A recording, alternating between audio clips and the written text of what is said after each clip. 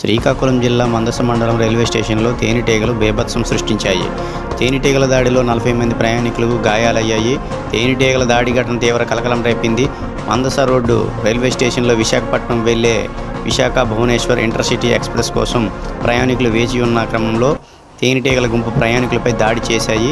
ఈ నేపథ్యంలో టికెట్లు తీసి ప్లాట్ఫామ్పై ఉన్న ప్రయాణికులపై చెట్లపైనున్న తేనెటీగల గుంపు మూకుమ్మడిగా దాడి చేశాయి.